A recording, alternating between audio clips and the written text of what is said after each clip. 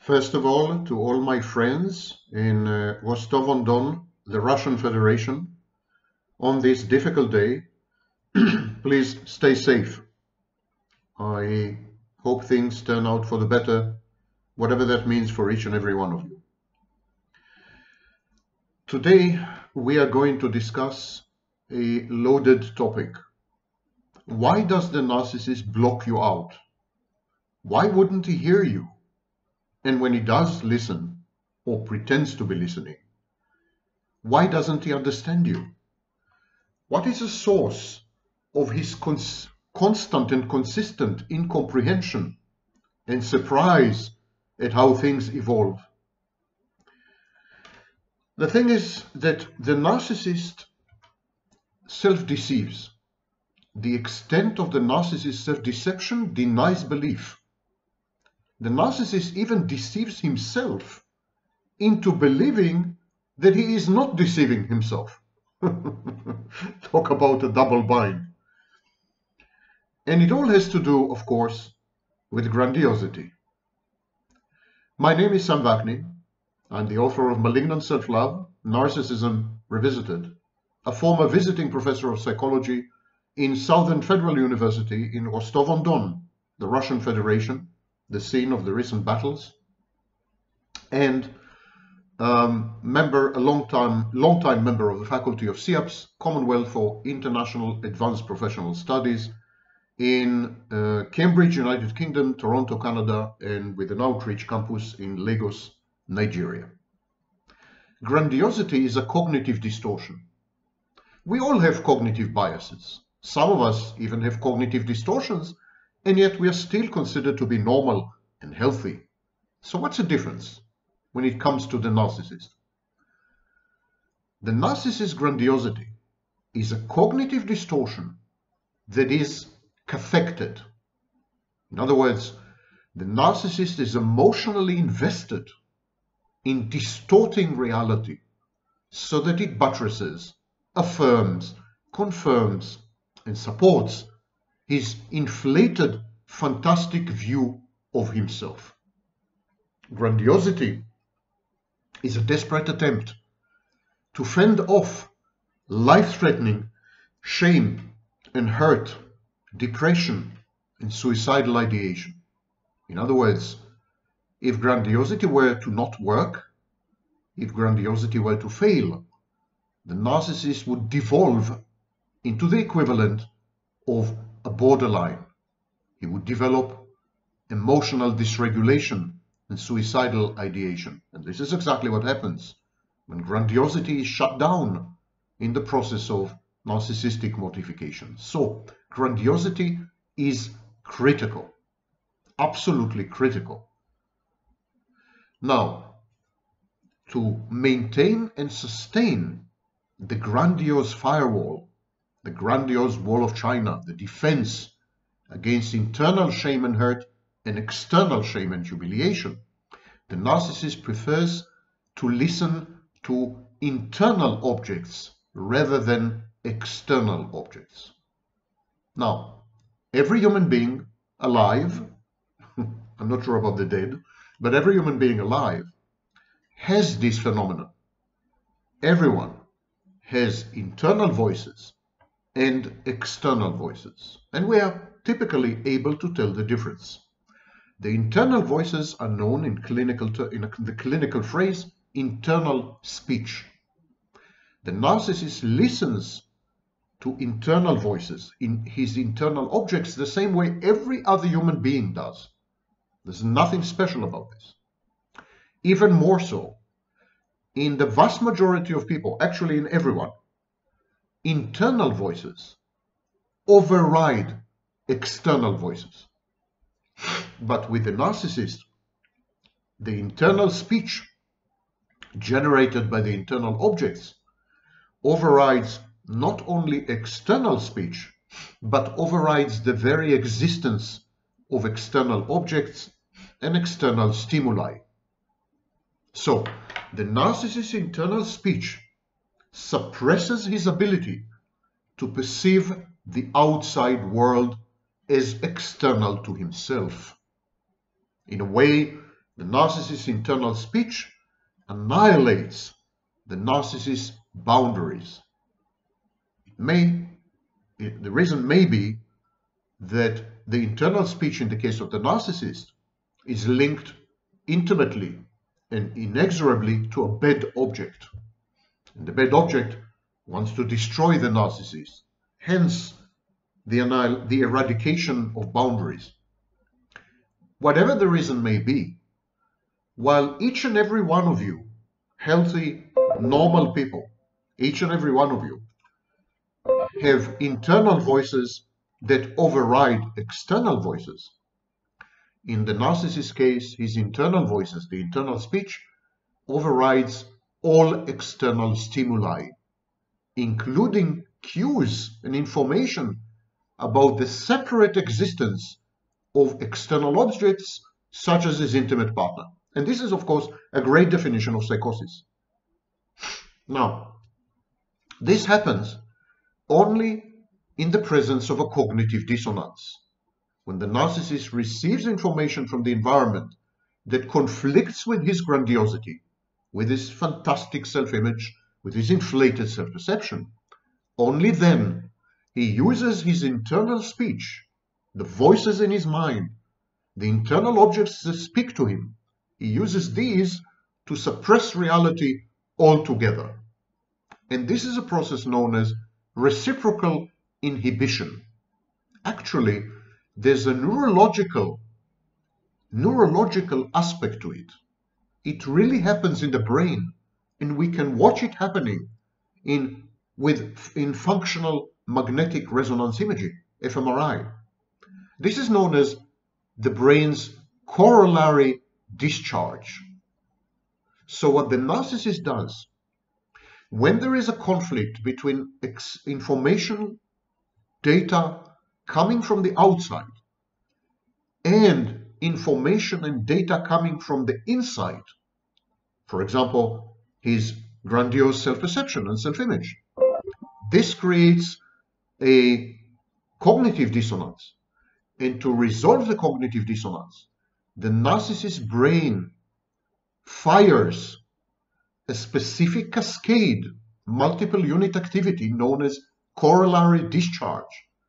And this creates reciprocal inhibition, a suppression of the external stimuli in favor of internal speech that is misperceived as external stimuli. Now you're beginning to understand the neurology behind the snapshotting or introjection process in the narcissist's mind, where he replaces external objects, such as his intimate partner, with internal objects that represent the external objects in his mind.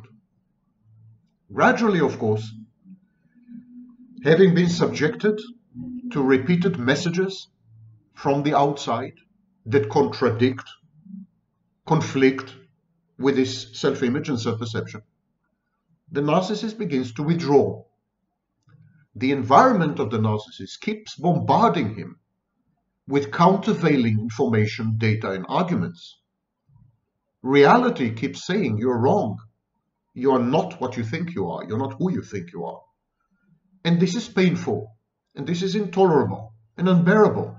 At some point, the narcissist cuts off reality, literally, physically. He goes into schizoid isolation, withdrawal, avoidance. The risk of experiencing pain is too much. But there's another risk. If you're grandiose, if you are self-deceptive, you are under threat. You keep generating danger for yourself. If you are approached by a gold digger and you tell yourself that you have garnered her attentions because you are irresistible, that's going to end badly sooner or later. If you believe that your audience find you awesome, admires and adulates you, while actually they find you revolting, they are fascinated by your freakishness and creepiness, That is a problem. Misreading other people, cues, environmental, behavioral, sexual, others, is dangerous. Grandiosity, therefore, is dangerous. And to avoid the risk of being victimized or being penalized, the narcissist says goodbye to reality and becomes a solipsist, an atom. But solipsism enhances the narcissist's gullibility and vulnerability. I once wrote about myself, it was 25 years ago. People make use of my grandiosity and paranoia, yet I cannot discard these cognitive distortions. They render me gullible and vulnerable to victimization, disrespect, and ridicule. I am my worst enemy. Okay, remember how the narcissist copes with this? He suppresses external stimuli by redirecting his attention to internal voices, to the speech acts or the internal speech of objects in his mind, the introjects. Now, everyone does this. There is a study in the Department of Linguistics at the University of British Columbia. It was led by researcher Mark Scott. Scott theorized that copies of our internal voices produced by a predictive brain signal, the corollary, copies can be created even when there is no external sound. In effect, our inner voices are the result of our brain internally predicting our voices' sound, our own voices. So the brain keeps generating internal voices. The brain keeps anticipating and predicting. There's a predictive model about the environment, about the world, about reality, about other people, what they might do or might not do, etc., etc. And the brain generates internal speech. Scott knew that when external sensory information matched the internal copy that our brain had produced, that external information would be edited out. Yes, when the brain's prediction ends up matching reality, the brain discards reality. I'm going to repeat this because it's counterintuitive and it's bloody mind-boggling. Our brain keeps generating internal voices, and these internal voices keep telling us, this is what's going to happen, you should get prepared, you've done wrong, you've done right, this is the way to do it, etc., etc. These voices keep talking to us. They are introjects. If the voices, the content of the internal speech matches reality, the brain discards reality. The brain listens to the internal voices and prefers them to reality.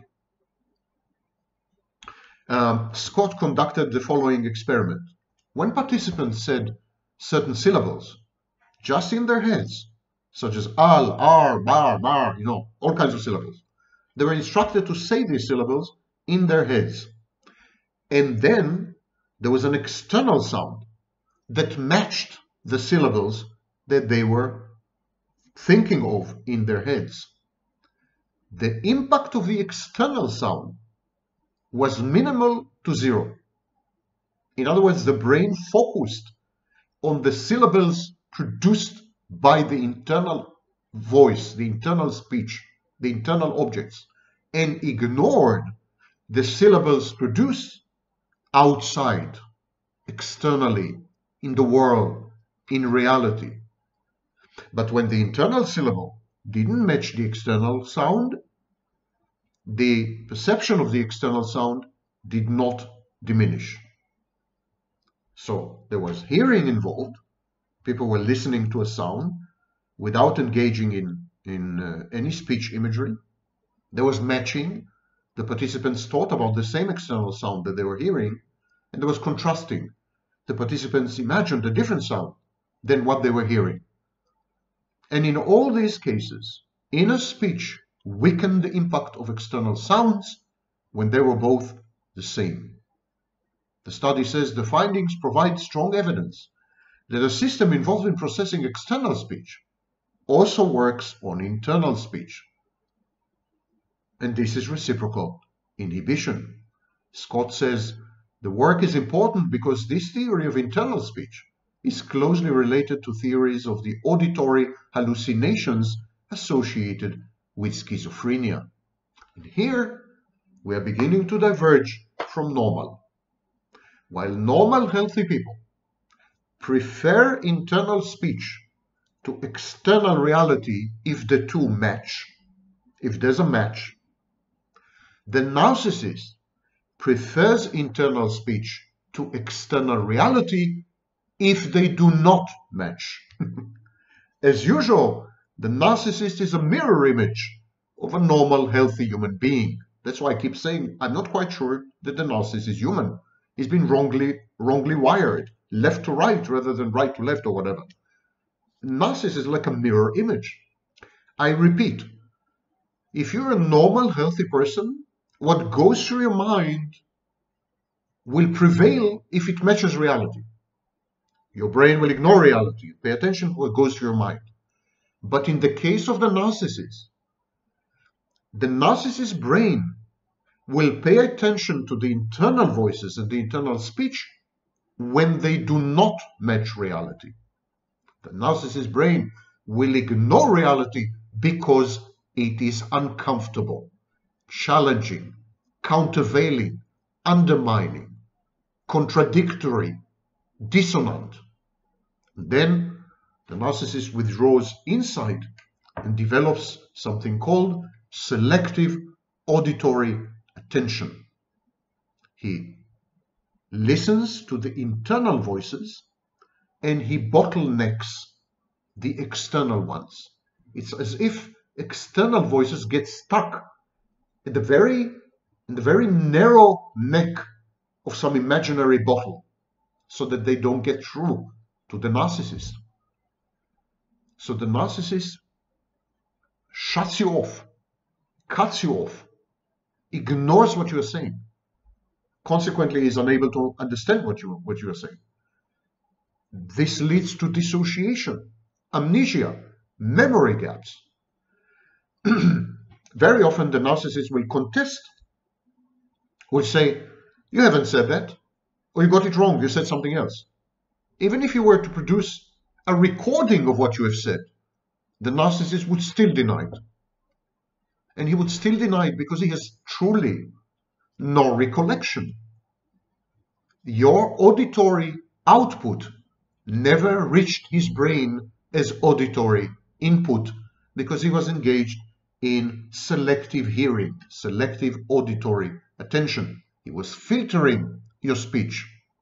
He was enhancing some parts of it, which were ego-conformant or ego-congruent. In other words, some parts of it which fitted him, fitted his narrative about himself, about the situation, about the world at large. So he was filtering and enhancing. And then he was engaging in selective perception, we'll talk about it in a minute, and created a sensory contrast. He converted you into background noise, white noise. Do you remember the old televisions, black and white televisions? Those of you who, like me, were born in the age of the dinosaurs? The old black and white televisions with rabbit ears, you know, this kind. When you turned them on, there was a screen of snowflakes, a screen of snow, white noise. The narcissist converts your speech into white noise, into background noise, and then contrasts his own internal voices with this field of noise. So his internal voices become the signal, and you are the noise. And there's a signal to noise ratio, a very common mathematical measurement of the efficacy of a filter in communication. You're becoming background against which his speech, his internal speech, is further emphasized. And he prioritizes the information so that you have very low priority and his internal speech has very high priority. And all these mechanisms and processes are intended to do one and only thing: to preserve grandiosity intact, not to incur a dent in the grandiosity, not to risk the fantasy, not to challenge the hallowed assumptions about oneself and others. The narcissist uses attentional control, aka concentration or focus. He chooses what to pay attention to and what to ignore. He has endogenous attention versus executive attention. So in his case, endogenous attention is emphasized at the expense of executive attention. Even more so, endogenous attention, attention coming from the inside, attention to internal voices, attention to internal speech, suppresses, inhibits executive attention, attention to information coming from the outside. And all this is embedded in selective auditory attention, in selective hearing. Now, selective hearing is a normal process. Everyone has selective hearing. And this is why you can, for example, talk to someone in a cocktail party. So you're focused, you have selective hearing, you're focused on that person. Mother would wake up when the baby cries, although a second before there was a car crash and it didn't wake her up, but the baby's whimper woke her up. That is selective hearing. But selective hearing becomes pathologized, malignant, and dysfunctional and maladaptive in sensory processing disorders. For example, in attention deficit hyperactivity disorder, in post-traumatic stress disorder, in schizophrenia, as I mentioned, selective mutism, auditory processing disorders, and I venture to add, narcissism. The narcissist has something called selective retention. This is a process where he remembers accurately messages that reflected his interests, his values, his beliefs, his grandiose self-perception and self-image, his working model, working theories about other people's minds and the world at large, theory of mind and internal working model. When outside input from the outside, external auditory input, when he listens to you speaking, when you talk to him, he analyzes whether what you're saying conforms to everything I've just mentioned, the narratives, including the grandiose narrative. If what you're saying conforms, he retains it. And what you're saying, it challenges or undermines the stories that he keeps telling himself, he simply discards. He discards what you're saying. Anything that is in contrast with his self-image, his values, his beliefs, etc., he doesn't keep in memory. He narrows the information flow, to use a clinical term. So, selective retention. And finally, the narcissist has selective perception. He simply does not notice, and he quickly forgets stimuli that cause emotional discomfort, contradict prior beliefs, including the belief that he is godlike, omnipotent, omniscient, etc. So he either doesn't notice or he quickly forgets, like instantly. Now, our attention is very much like a searchlight, or even more like a laser beam. We focus on one thing, and then we're unable to pay attention to other things that are happening under our nose. There's a famous experiment where students were instructed to count the score in a basketball game that was taking place on a screen up there. And then an actor came into the room dressed as an elephant, crossed the room twice and exited. Only one of the 40 students noticed the elephant, because the others were focused on the game. so they didn't pay attention to the rest. Narcissist is the same. He's focused on the grandiosity game. He's keeping the score. His body is keeping the score. Exactly, yes, his brain is keeping the score. So anything you say will be measured and judged, whether it can enhance his ability to keep the score, whether it fortifies his self-perception, his beliefs about himself and others, the narrative that he spun. If what you're saying supports all these, great, you're in. He's going to retain. And first of all, he's going to perceive you. He's going to notice that you're there saying something. And then he's going to perceive that you are saying something. And then he's going to perceive what you're saying. But that's a tall order, because the narcissist's selective perception is very selective. It's much more selective than perception. It's a process by which he perceives what he wants to. And he ignores all opposing viewpoints, data, information, arguments. He sees things based on his particular frame of reference. And at the end of this video, I will discuss the concept of framing. He categorizes, he interprets sensory information, sensor, including sensory information coming from you, because your speech is sound waves. It's sensory information, it's auditory, it comes from here and ends up here. So he uses categories and frameworks to somehow interpret what you're saying and then favor categories or interpretations or information that support, uphold, buttress everything he anyhow believed. So the narcissist is a one-man echo chamber. He is a walking, talking, reified confirmation bias.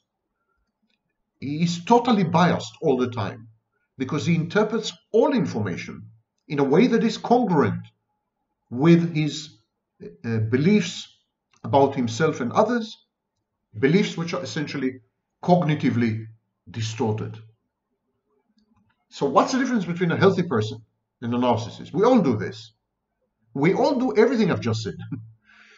We all do this. So what's the difference? The difference is that the narcissist, the selective perception of the narcissist is total.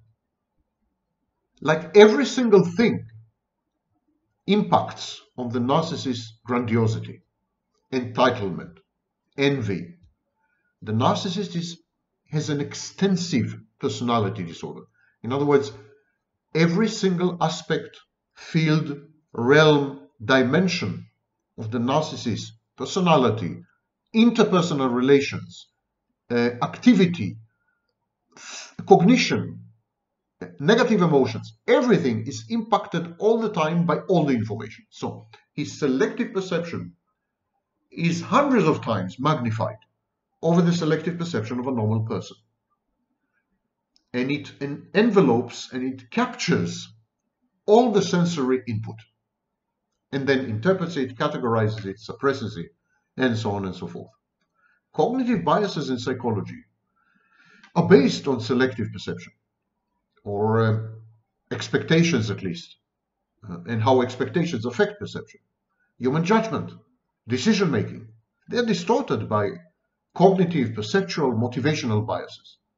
People tend to not recognize their own biases, but they easily recognize and even overestimate the biases in other people's judgment. And this is because they're bombarded with too much stimuli and information. They have to introduce some mechanism for prioritizing and filtering, and they have to pick and choose. And this involves perceptual vigilance and perceptual defenses and everything. But no one in his right mind applies selective perception to absolutely everything. The narcissist does. You tell the narcissist good morning, he selectively perceives it, he selectively retains it, and he hears you selectively. Did you say good morning in order to challenge him? Were you insulting him? This is hypervigilance. Did you say good morning because you were out to manipulate him to obtain some benefit? The paranoid ideation or the secondary ideation. So the totality and all pervasiveness of the selectivity of the narcissist amount to a delusional disorder. This is a great definition of a delusional disorder. A delusional disorder is when mechanisms of selective hearing, selective retention, selective perception go awry and take over the entire mental apparatus. Now, all of us engage in something called framing.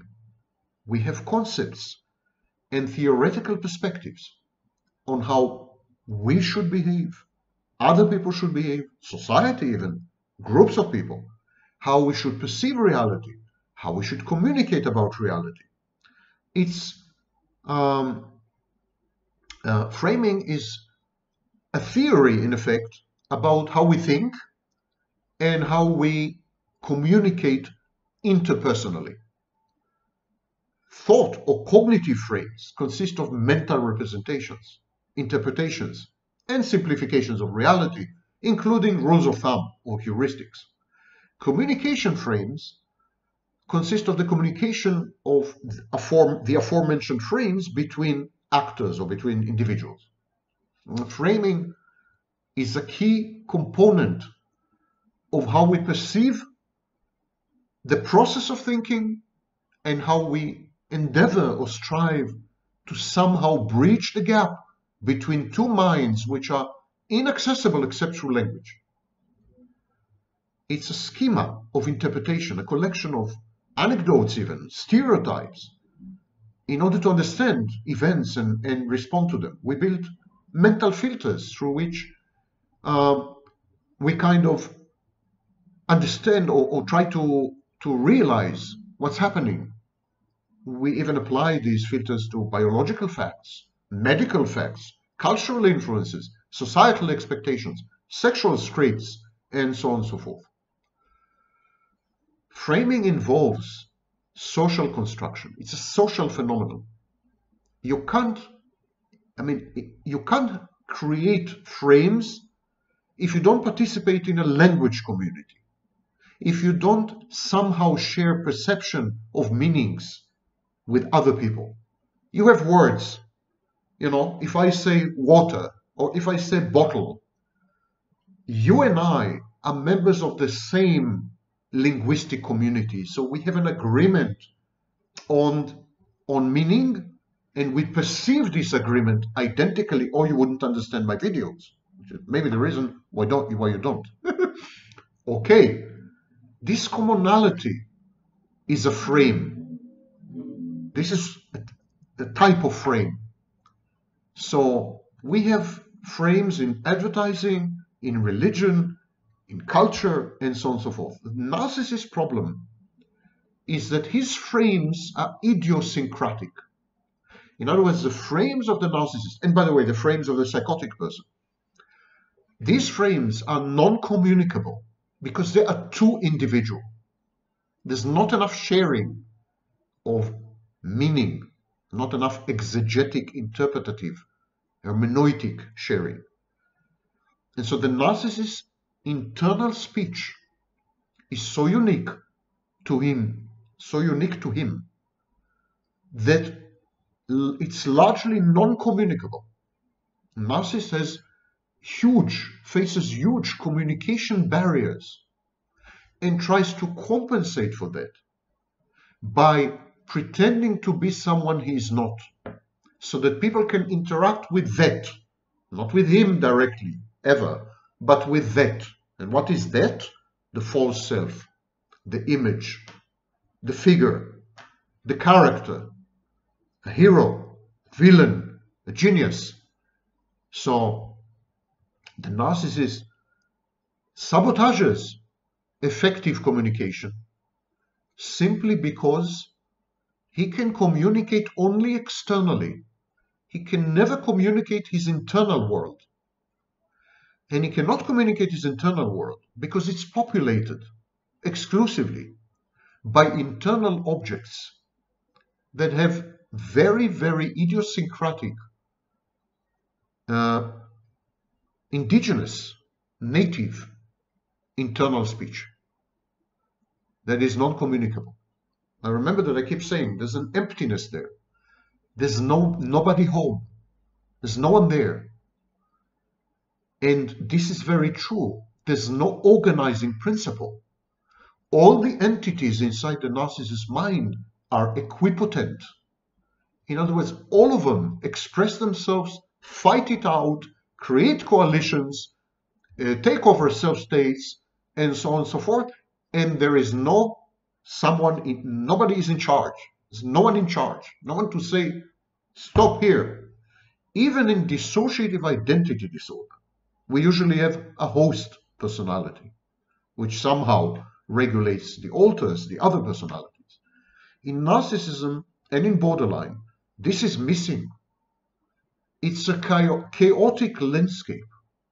And to preserve the little integrity there is, to survive simply, the narcissist needs to deny you the power of accessing his mind and then criticizing what you see or challenging it or trying, God forbid, to arrange the furniture. Equivalence frames are when two or more logically equivalent alternatives are portrayed in different ways. This is known as a framing effect. Emphasis frames is when we simplify reality by focusing on a subset of relevant aspects of a situation or an issue. In equivalence frames, the information being presented is based on the same facts, but the frame in which the facts are represented are not the same. They change. So this creates a reference-dependent perception. This is what the narcissist does, in effect.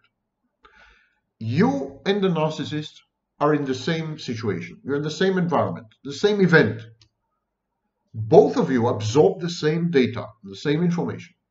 What the narcissist would do, he would create equivalence frames.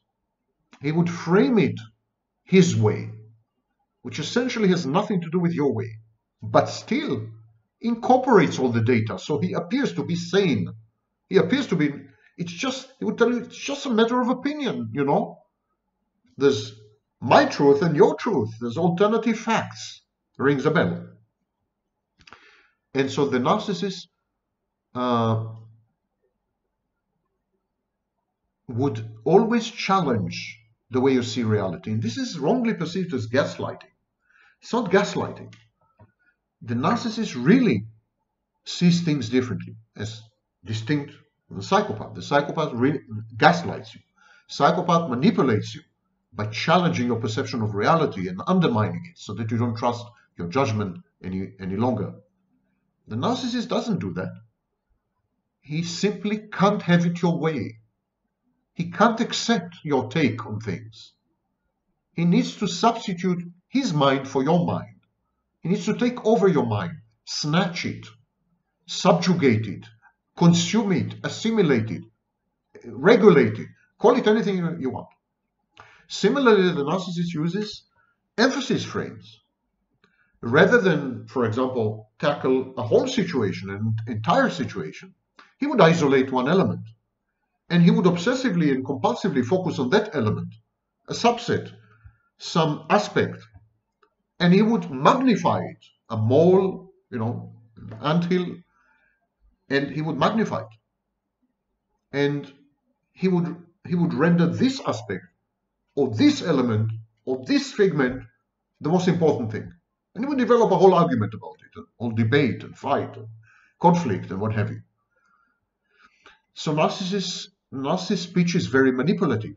And I recommend that you watch the video that I've made about the 8 or 10 ways that narcissists weaponize speech and distort it. But again, there is this misperception in the online community of self-styled experts. They're dogs and mother-in-laws, because they're all experts nowadays. the narcissist, as opposed to the psychopath, as distinct from the psychopath, the narcissist is not premeditated. He is not evil or malevolent. He is just who he is, period. He is not someone you would like to be with. He is pernicious. He is virulent. But he is more like a virus. He is more like a tiger. You say, yeah, but the tiger doesn't have a mind. The tiger can't choose right from wrong. The tiger can't make moral decisions and ethical decisions. Neither can the narcissist. Because many of the processes that I'm describing are totally unconscious. Totally. Go through my last 20 videos. All these unbelievable distortions of the mind, they're unconscious. The psychopath does all these things consciously. He is ruthless. He is merciless. He is cruel and callous. The narcissist just stumbles through life. He's a bumbling fool. He's gullible. He's stupid, pseudo-stupid. And he tries to survive by pretending that he is not he, by mimicry. It's like, you're looking at me, but you're wrong. It's not me. You know, I'm someone else. It's infantile. It's what a child would do. Did you break the vase? No, it wasn't me. It was my imaginary friend. And that's who the narcissist is. A child.